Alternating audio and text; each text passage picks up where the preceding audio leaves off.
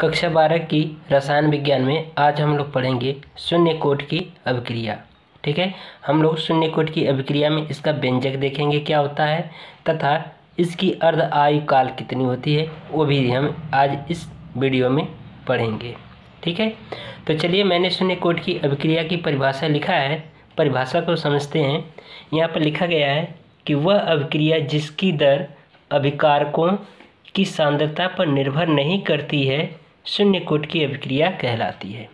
ठीक है, यानी कि ऐसी अभिक्रिया जो कि अभिकारकों की सांद्रता पर निर्भर नहीं करती है, ऐसी अभिक्रिया को हम शून्य कोटि की अभिक्रिया कहते हैं। तो मान लेते हैं कि कोई हमारा अभिकारक A है। ठीक है, ये हमने मान लिया कि कोई एक अभिकारक है जिसका उत्पाद मान लेते हैं कितना है, B है। ये B क्या है, हमारा उत्पाद है। ठीक है, तो अब देख रहे हैं कि इसमें जो कहा गया है कि उसकी सांद्रता पर निर्भर नहीं करती है। ठीक है, तो हम मान लेते हैं प्रारंभिक समय में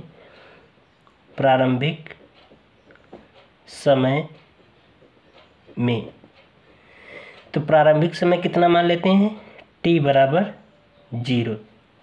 ठीक है, t बराबर 0 पर इसकी जो अभिकारक A की जो सांद्रता होगी वो कितनी मान लेते हैं, A है। ठीक है, t बराबर अगर 0 हमने समय 0 पर माना है तो इसलिए इसका उत्पाद भी कितना होगा, 0 होगा। ठीक है, फिर उसके बाद अंतिम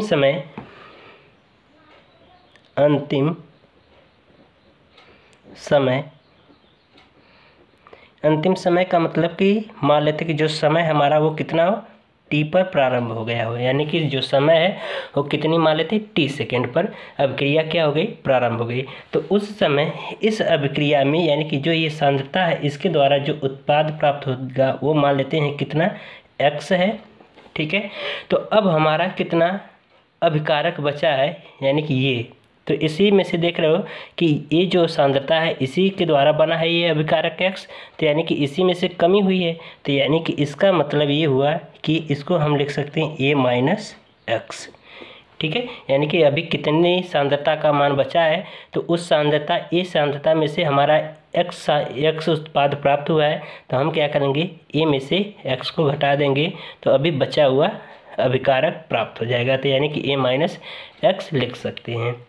ठीक है, तो अब हम यहाँ पर लगा देंगे अभिक्रिया दर का नियम, तो लिखेंगे अभिक्रिया दर के नियम से, अभिक्रिया दर के नियम से। तो अभिक्रिया के दर का नियम क्या होता है, अभिक्रिया दर का नियम यहाँ पे सूत्र मैं लिख दे रहा हूँ, R बराबर होता है K A की पावर N। N क्या है, इस अभिकारक की घात, तो देख रहे हो इस अभिकारक की पावर कितनी है, शून्य अभिक्रिया यानी कि शून्य घात है, तो इसलिए हम यहाँ पर लिख देंगे n का मान कितना हो जाएगा, 0। तो लिख देंगे R बराबर K, अभिकारक हमारा क्या है, A है, तो A लिख देंगे और इसकी घात कितनी है, 0 है, तो 0 लिख देंगे। तो अब आप जानते हो कि किसी की पावर अगर 0 घात होती है तो उसका मान कितना होता है, 1 होता है। तो हम यहाँ पर लिख देंगे R बराबर K इंटू 1, तो गुणा करा देंगे तो कितना हो जाएगा, R बराबर K प्राप्त हो जाएगा। तो इसको हम क्या करें, समीकरण नंबर 1 बना लें। ठीक है, अब हम लोग लगाएंगे यहाँ पर बल गतिकी का नियम, तो लिखेंगे बल गतिकी के नियम से, बल गतिकी के नियम से, बल गतिकी के नियम से। तो बल गतिकी का नियम क्या होता है, बल गतिकी का नियम होता है R बराबर dx अपॉन dt। ठीक है, ये होता है, तो इसको समीकरण नंबर 2 बना दें। लिखेंगे समीकरण 1 व 2 से, समीकरण 1 व समीकरण 2 से। ठीक है, तो समीकरण 1 में देख रहे हो R बराबर K है, तो यहाँ पर हम R की जगह पे क्या रख सकते हैं, K रख सकते हैं, तो इसको लिख सकते हैं K बराबर dx अपॉन dt, यानी हमने इस यहाँ से समीकरण 1 से r का मान इसके स्थान पर रख दिया, तो यानी कि r के स्थान पर k रख दिया, तो हो जाएगा k बराबर dx अपॉन dt। अब हम क्या करेंगे, इस dt का इसमें गुणा करा देंगे, तो ये हो जाएगा, यहाँ पर देख रहे हो कि इसका गुणा करा देंगे तो ये हो जाएगा dx बराबर k इंटू dt, ये हो जाएगा। इसको हम मान लें समीकरण नंबर 3, ठीक है, समीकरण नंबर 3। तो अब हम क्या करें, समीकरण नंबर 3 का समाकलन कर दें, ठीक है। तो यहाँ पर लिखेंगे समीकरण 3 का समाकलन करने पर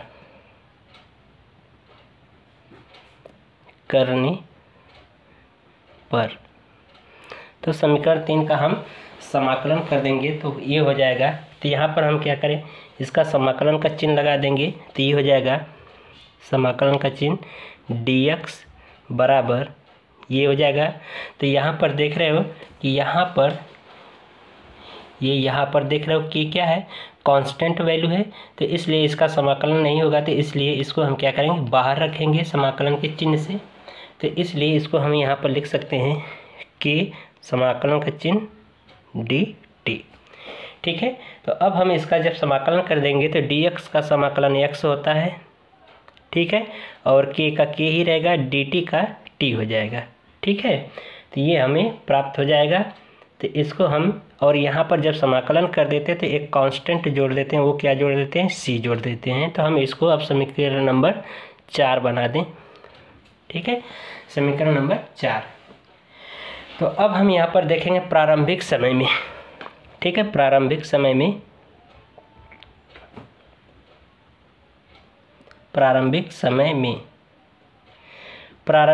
हमारा कितना था, यहाँ पर देख रहे हो कि प्रारंभिक समय बराबर हमारा कितना है, 0, यानी प्रारंभिक समय t बराबर कितनी है, 0 है। और x यानी कि इस t बराबर, यानी प्रारंभिक समय में जो समय हमारा 0 है, उस समय पर उत्पाद का मान कितना है, 0, यानी x का मान कितना है, 0 है।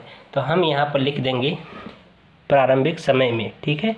तो t बराबर 0, x बराबर 0। तो यही मान हम क्या करेंगे, समीकरण नंबर 4 में रख देंगे, ठीक है। तो लिखेंगे यही मान या यह मान समीकरण 4 में रखने पर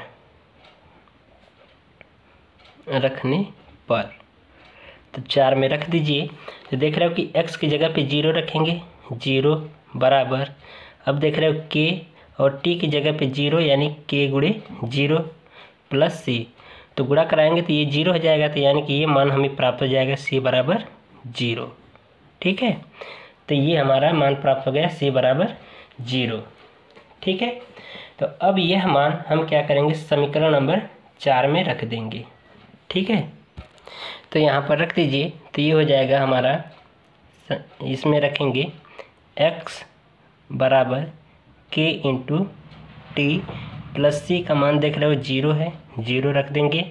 तो ये हमें प्राप्त हो जाएगा, कितना प्राप्त हो जाएगा, x बराबर k इंटू टी, ठीक है, ये मान प्राप्त हो जाएगा।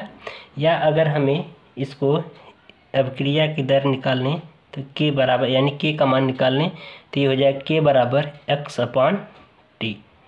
यही हमारा क्या निकल गया, शून्य कोटि की अभिक्रिया का सूत्र, ठीक है।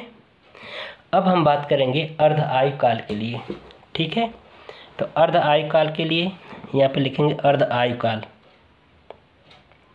अर्ध आयु काल। अर्ध आयु काल का मतलब होता है कि हाफ पीरियड लाइफ, ठीक है।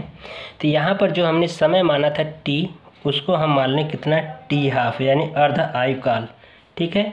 और जो हमारा अभिकारक ये है, जो यानी कि हमने यहाँ पर जो सांद्रता का मान लिया है वह x का मान x के कितना होगा, आधा होगा, ठीक है। तो यानी कि इसको लिख सकते हैं x बराबर a/2, क्योंकि हम हाफ लाइफ पीरियड निकाल रहे हैं तो इसका हम क्या करेंगे, आधा निकालेंगे, ठीक है। तो इसलिए इसको x का मान कितना रख सकते हैं, यानी x बराबर a/2 रखते हैं। ठीक है।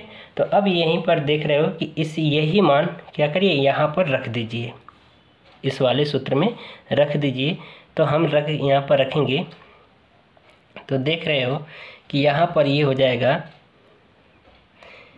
k का मान वही रहेगा, बाकी देख रहे हो x का मान कितना है a/2 है, और t को हम क्या लिख सकते हैं t½ ठीक है। तो अब हम क्या करें, इसको इस तरह से लिख सकते हैं, गुणा करा देंगे तो ये हो जाएगा t½ बराबर a/2k।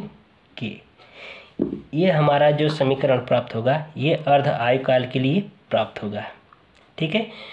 तो वीडियो आपको पसंद आए तो वीडियो को लाइक करिएगा, शेयर करिएगा और कमेंट में ज़रूर से ज़रूर बताइएगा कि ये हमारी वीडियो आपको कैसे लगी।